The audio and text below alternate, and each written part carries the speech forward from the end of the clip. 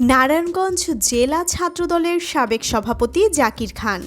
তার বাস্তব জীবনের চালচলন অনেকটা সিনেমার মতো।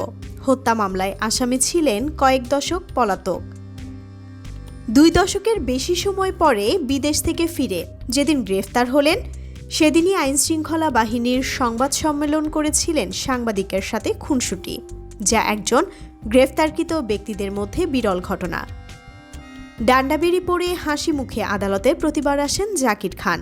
জাকির খানকে এখন যখন আদালতে হাজির করা হয়, তখন আদালত প্রাঙ্গণে দেখা যায় তার প্রচুর কর্মীর, যাদের অধিকাংশই তরুণ।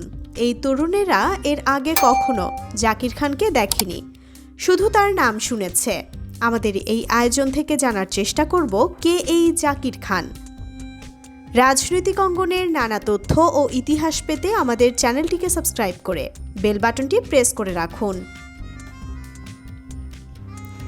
1989 সালে নাসিম ওসমানের হাত ধরে জাতীয় পার্টির ছাত্র সমাজে যোগ দিয়ে নারায়ণগঞ্জের ছাত্র রাজনীতি নিয়ন্ত্রণ করতেন জাকির খান। 1991 সালে বিএনপি ক্ষমতায় আসার পর জাকির খানের সঙ্গে নাসিম ওসমানের বিরোধ বাধে। পরে জাকির খান বিএনপি নেতা কামাল উদ্দিন মৃধার নেতৃত্বে 1994 সালে বিএনপিতে যোগ দেন। 1995 সালে দেওভোগ এলাকার শীর্ষ সন্ত্রাসী দয়াল মাসুদকে শহরের সোনার বাংলা মার্কেটের পেছনে প্রকাশ্যে গুলি করে হত্যা করে দুর্ধর্ষ হিসেবে শহরে পরিচিত পান জাকির খান।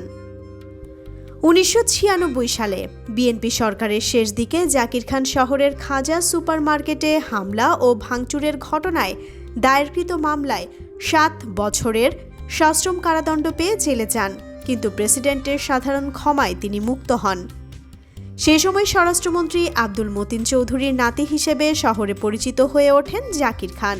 1996 সালে আওয়ামী লীগ সরকার ক্ষমতায় আসার 7 মাসের মাথায় কাশীপুর বাংলাবাজার এলাকায় এক ঠিকাদারের কাছে চাঁদা দাবির অভিযোগে দায়েরকৃত মামলায় দ্বিতীয় দফায় জাকির খানের 5 বছরের সশ্রম কারাদণ্ড হয় এবং তিনি জেলে যান। আওয়ামী লীগের 4 বছর জাকির খান থাকেন জেলে। 1999 সালে স্বল্প সময়ের জন্য জেল থেকে বের হয়ে জাকির খান জেলা ছাত্রদলের সভাপতির পদটি পেয়ে যান।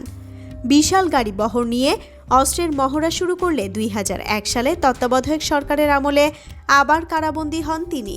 2001 সালে বিএনপি ক্ষমতায় আসার পরও প্রায় 5 মাস জেলে কাটান তিনি। 2003 সালের 18 ফেব্রুয়ারি সাব্বির আলম খন্দকার খুন হওয়ার পর এই মামলার আসামি হওয়ায় তিনি নারায়ণগঞ্জ ছেড়ে থাইল্যান্ডের সুকুমুবিকে কয়েক কোটি টাকা দিয়ে গ্রেস নামে 8 তলা বিশিষ্ট একটি 3 স্টার হোটেল কেনেন। জাকির খানের বিরুদ্ধে বিভিন্ন থানায় 4টি হত্যাসহ 3 ডজনেরও বেশি মামলা রয়েছে।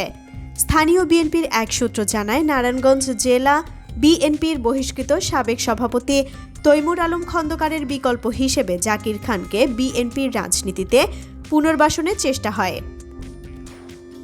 জেলার সাবেক এমপি ও তার অনুসারীদের পক্ষ থেকে এই গ্রুপটি মূলত তৈমুর আলমের প্রতিপক্ষ গ্রুপ হিসেবে পরিচিত।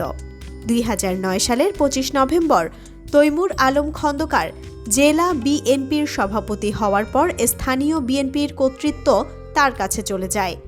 এতে ক্ষুব্ধ হয়ে প্রতিপক্ষ গ্রুপ তাদের অবস্থান সুসংহত করতেই জাকির খানকে শক্ত প্রতিপক্ষ হিসেবে বেছে নিয়েছিল। ওই গ্রুপের সঙ্গে যোগ দিয়েছিল জেলা ও শহর বিএনপির কমিটিতে স্থান না পাওয়া বিতর্কিত কয়েকজন নেতা। এসব গ্রুপের মাধ্যমে সে সময় জাকির খান গোপনে ঢাকায় বিএনপির হাইকমান্ডের কয়েকজনের সঙ্গে একাধিকবার বৈঠক করেছেন বলেও জানা গেছে। থাইল্যান্ডে হোটেল ব্যবসার মন্দাভাব থাকায় জাকির খান দেশে ফিরে আসতে চাইছিলেন অনেক দিন ধরেই। এই লক্ষ্যে দলের সকল কর্মসূচি ও জাতীয় দিবসগুলোতে দলের পক্ষে মিছিল ও শোডাউন করে আসছিল জাকির খানের হাজারো লোকজন। তারা জাকির খানের বিশাল ছবি ও ব্যানার বহন করে কেন্দ্রীয় নেতাদের দৃষ্টি আকর্ষণ করার চেষ্টা করে আসছিলেন। সাব্বির আলম খন্দকার ছিলেন দেশের গার্মেন্টস মালিকদের সংগঠন বিকেএমইএ এর প্রতিষ্ঠাকালীন পরিচালক ও সাবেক সহ সভাপতি। তিনি বিএনপির সাবেক নেতা তৈমুর আলম খন্দকারের ছোট ভাই। সন্ত্রাস ও চাঁদাবাজির বিরুদ্ধে প্রকাশ্যে কথা বলায় 2003 সালের 18 ফেব্রুয়ারি শহরের মাজদাইর এলাকায় নিজ বাড়ির অদূরে আততায়ীর গুলিতে তিনি নিহত হন। তার অপর ভাই মাকসুদুল আলম খন্দকার খোরশেদ নারায়ণগঞ্জ সিটি কর্পোরেশনের ১৩ নং ওয়ার্ডের কাউন্সিলর ও নারায়ণগঞ্জ মহানগর যুবদলের সাবেক সভাপতি। হত্যাকাণ্ডের পর তার বড় ভাই তৈমুর আলম বাদী হয়ে নারায়ণগঞ্জ ৪ ফতুল্লা আসনে তৎকালীন বিএনপি দলীয় এমপি গিয়াসউদ্দিনকে প্রধান আসামি করে একটি হত্যা মামলা করেন। দীর্ঘ প্রায় ৩৪ মাস তদন্ত শেষে সিআইডি ২০০৬ সালের ৮ জানুয়ারি আদালতে ৮ জনকে আসামি করে চার্জশিট দাখিল করেন। এই চার্জশিটে মামলার প্রধান আসামি গিয়াসউদ্দিনকে মামলা থেকে বাদ দেওয়ার মামলায় বাদী তৈমুর আলম খন্দকার সিআইডির দেওয়া চার্জশিটের বিরুদ্ধে ওই বছরের ২৪ জানুয়ারি আদালতে নারাজি পিটিশন দাখিল করেন। সম্প্রতি একটি সমাবেশে তার মুক্তি চেয়েছেন বিএনপি নেতা মির্জা আব্বাস।